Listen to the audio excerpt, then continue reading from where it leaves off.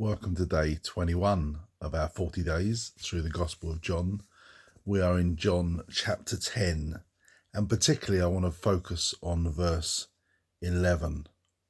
It says in verse 11, I am the good shepherd. The good shepherd sacrifices his life for the sheep.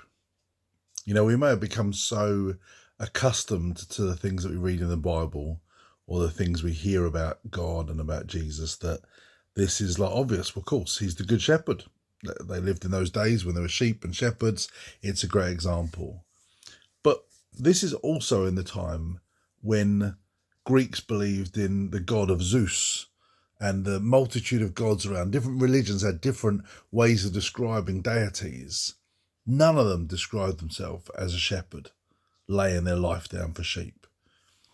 Images and pictures of deities were powerful, authoritarian, telling people what to do, manipulating the world around them for their own ends, receiving riches and things like this. And Jesus chooses an example that says, I am the good shepherd.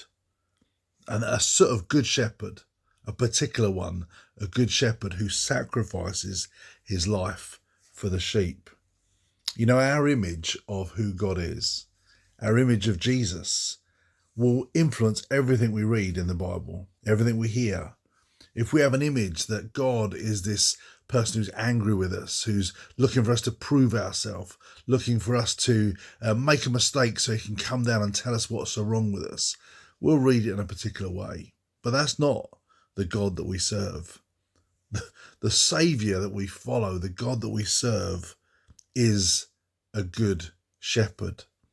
This picture of a shepherd who cares for sheep, who puts up with them, lives with them, helps them, directs them, guides them, and protects them, and lays his life down for the sheep.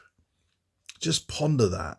The God of the universe, the one who created everything we can see, who is above all things, more than we can imagine, he humbles himself and comes and says, I'll be a shepherd and I will put you first. I will lay my life down for you. That is an awesome reality. And what I encourage you to do today is just take some moments or some minutes, some time to ponder that, to get your image of who Jesus is in the very way he describes himself. In this passage, he describes others. He describes hirelings, those who look after the sheep, but when trouble comes, they run. He describes thieves who come in and rob and steal and destroy. But he says, no, I'm the good shepherd. In the verse before, he says, my purpose is to give them a rich and satisfying life. That's the Saviour we worship.